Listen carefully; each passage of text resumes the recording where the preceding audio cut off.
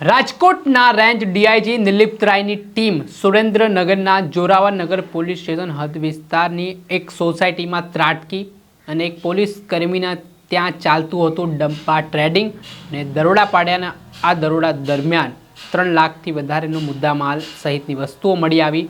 Laptop smartphone બાબતના સંદર્ભમાં પોલીસે મોટી કાર્યવાહી કરી હોવાના અહેવાલ મળી રહ્યા છે।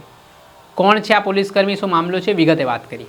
વૈષ્ણવજન તો તેને કહીએ જે પીડ પરાઈ જાન। દર્શક મિત્રો, નવજીવન ન્યૂઝમાં આપનું સ્વાગત છે। હું છું ફૈઝાન। સુરેન્દ્રનગર જિલ્લાના જોરાવરનગર પોલીસ સ્ટેશન હદ વિસ્તારમાં ચાલતા ડબ્બા ટ્રેડિંગનો પર્દાફાશ થયો છે।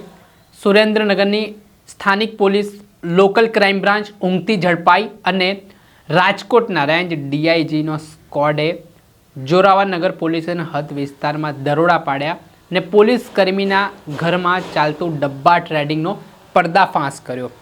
આ બાબતને લઈને ડીઆઈજી નિલીપ રાયની ટીમના જે પોલીસ ઇન્સ્પેક્ટર છે અપૂર્વ પટેલ, તેમને માર્ગદર્શન મુજબ પોલીસ સબ ઇન્સ્પેક્ટર પીએન મોરી અને બીસી મિયત્રા સહિતના અધિકારીઓ છે, જેમાં સીએમ કાંટેલિયા, પીસી સત્તેજા સહિતના સ્ટાફના માણસોને બાતમી મળી હતી કે આજે સુરેન્દ્રનગરના જોરાવરનગર ખાતે રતનપર રામેશ્વર ટાઉનશીપ શેરી નંબર 4ના મકાનમાં ડબ્બા ટ્રેડિંગનું કામ ચાલી રહ્યું છે અને આ બાતમી મળતાની સાથે ડીઆઈજી નિલીપ રાયની ટીમ છે તે આ જગ્યા પર દરોડો પાડે છે અને આ દરોડા દરમિયાન મોબાઈલ ફોન, લેપટોપ સહિતની વસ્તુઓ મળી આવી અને સાથે જ આમાં જે નાથુબા કાનાબા રાઠોડ અને તેમના પુત્ર જે ગુજરાત પોલીસમાં ધજાડા પોલીસ સ્ટેશનમાં પોલીસકર્મી તરીકે ફરજ બજાવનાર સંજયસિંહ નાથુ રાઠોડની પણ ભૂમિકા સામે આવી, જે બાદ પોલીસે ગુનો નોંધીને હવે કાયદેસરની કાર્યવાહી હાથ ધરી છે।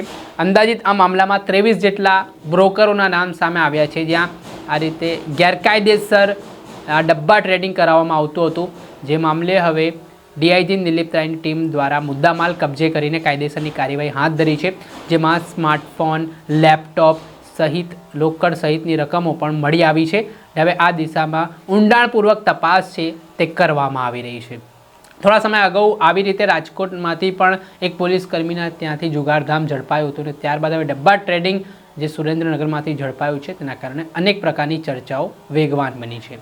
દર્શક મિત્રો, આવા જ વિડીયો જોવા માટે નવજીવન ન્યૂઝ જોતા રહો, લાઇક કરો અને વધુમાં વધુ શેર કરો।